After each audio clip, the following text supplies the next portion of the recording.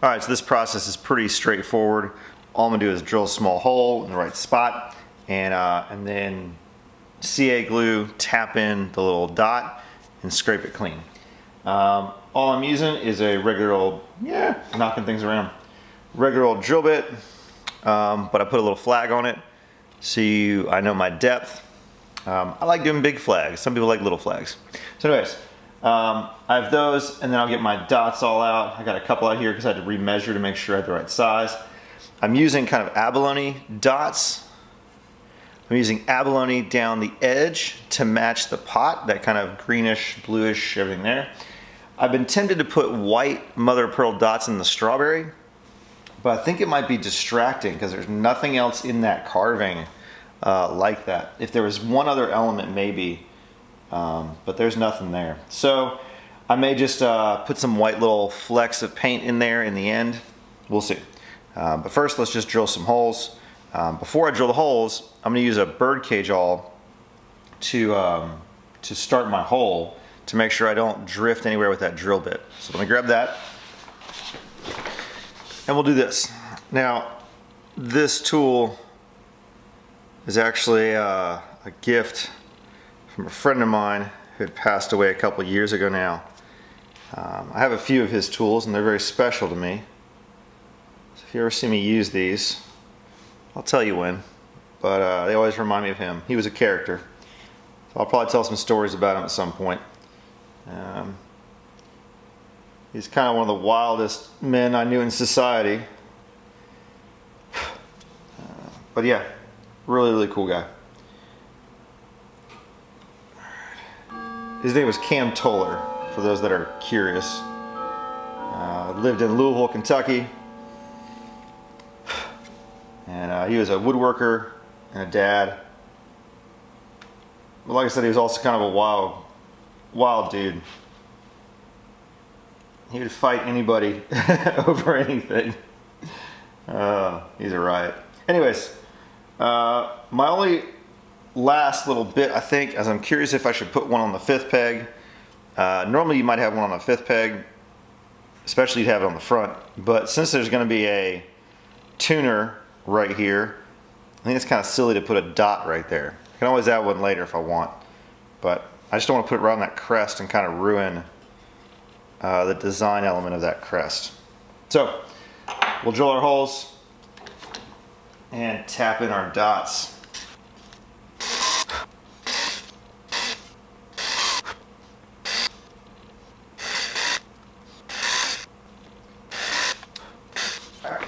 All the holes are there. I know some people put a fret marker on the 1st fret. On most banjos, I don't see that. I mean, on a bluegrass banjo, you'll see it up here for decoration, but really, yeah, I'm not gonna put one up there. If you don't know where the 1st fret is when you're playing on the sidebar, you need to work on your banjo playing. Okay, let me get all my dots out and my tweezers. Yeah. All right, let me get some things together and we'll come back. All right, I got everything I need. I have my CA glue, I have my tweezers. Now, the other thing I have to do, funny enough, is I have to sweep the floor before I do any of this, because any kind of sawdust or anything, if you pinch these dots too hard and they shoot off, they're gone, or you can't find them, or they're hard to find. So I've swept my floor. I got my tweezers, and I have a few sets of locking tweezers, ones that you pinch down and pull. I found that if I had too much pressure, they shoot out, so I try not to do that. I also have my trusty finger hammer here, ready to go for tapping, and I think we're ready to go. So we will put in a little dot of glue.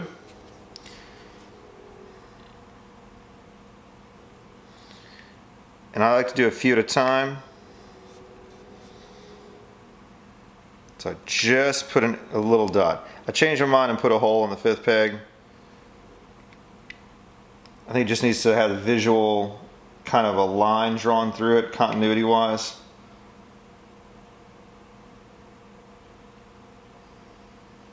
Now I'm not using any accelerant, so I have just a little bit of time here for that stuff to set up.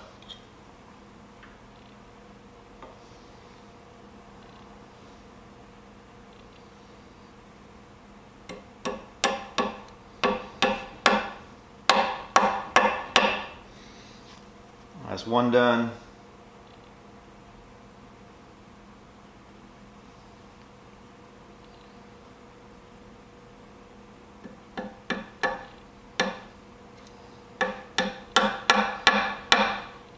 Two done. And I'll just move down the row.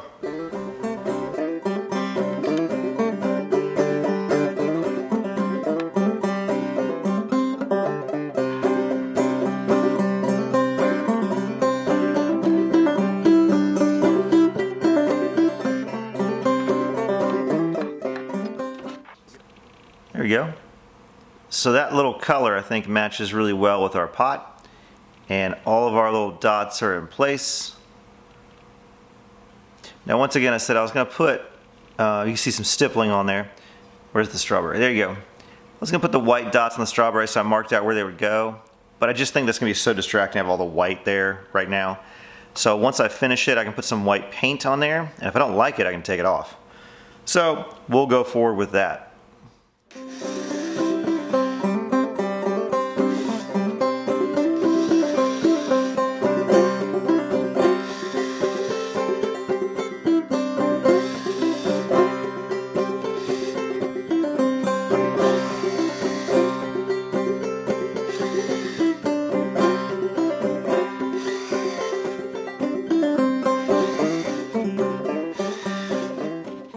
Now, like I said, this is a dumb idea because I was not planning on finishing this instrument originally, and so this was supposed to be a demo piece, so I would have done this before I had frets on there, obviously.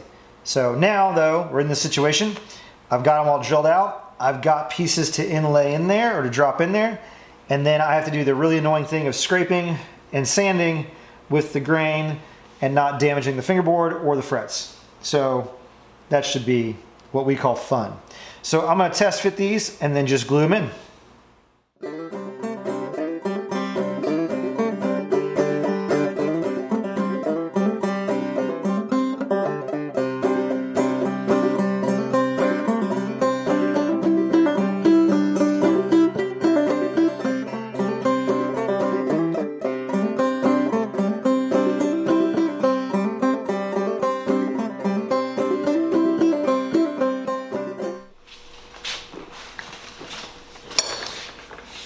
Alright, so here's how we clean up our dots. If they're really proud, all I'm doing is I'm taking a file and trimming down this material. It's like an acrylic stone, and so it doesn't chisel very well. Otherwise, I would chisel it back just like I would do a piece of wood. So I actually will file this back, and I'm keeping my thumb and my finger up here to keep from scratching the sides of my fingerboard. So I can take that down, and I can take a scraper card and actually scrape it the rest of the way and get it all nice and clean, right? So I've got this one kind of filed back so you can see how this works. That gets off any extra glue as well. Oops.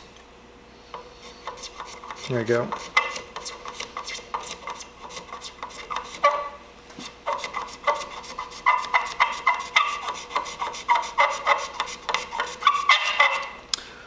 All right, so that one's nice and done. This one's nice and done. I'm gonna file this a little more and scrape down the rest of these as well. All right, I've got all the dots on the front flattened, and so now I just have to run over with my scraper card these little pieces for the side dots, and those will be ready to go. Now after this, I have to do a tail piece. We got to kind of design and lay that out, and then I think we'll be getting close to done. I got to finish the pegs or the tuners to try and finish out the holes for those. There we go. So I'll finish out these. I'll get my tuning peg holes drilled. I need to make a tail piece. We're getting close. So I'll start putting finish on this board in the next few days. And I'll talk through, I guess, the finish work on that if you guys want to hear it. But I'm going to go ahead and scrape these down and continue on that until it's done, and just make sure they're all nice and level. All right, here's our heel cap before the oil, so just a pretense of it, and our cherry. And this will darken up obviously over time, but here's a little bit of my shop-made oil mixture here. If I can open it up.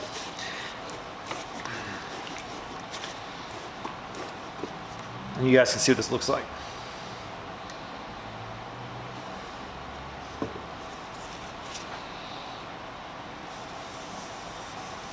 Check that out. So that really brings the color to the surface of that wood. So I'll utilize this on the whole thing, and then we'll let it cure before polyurethane and anything else.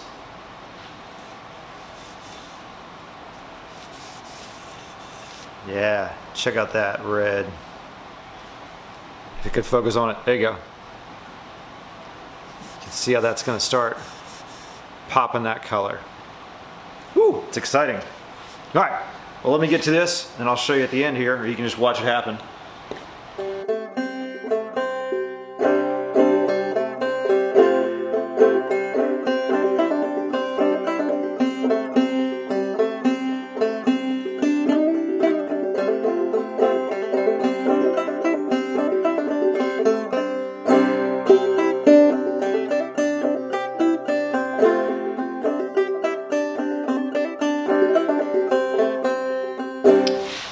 That cherry's really popping too. Check that out.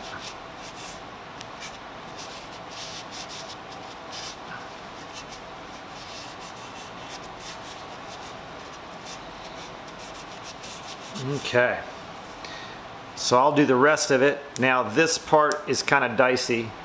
The carving part's kind of dicey because of how much dimensions in there. So I usually just slop it on real fast with a brush or something else. But I gotta say, I am hyped on this one. She looking good.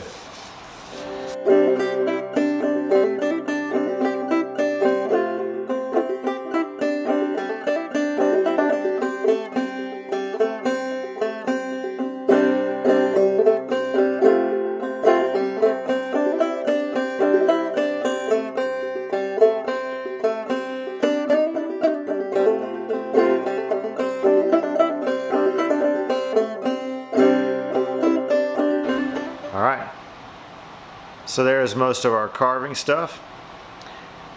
I'll let this coat cure up, and then we can get to the final finish on it. Now what I will do is I will take a polishing cloth to go over the frets so that the wire of the frets is not inhibited by the oil. So this will be good to go very soon. So we'll let this cure up and we'll move forward. I'm hyped, man.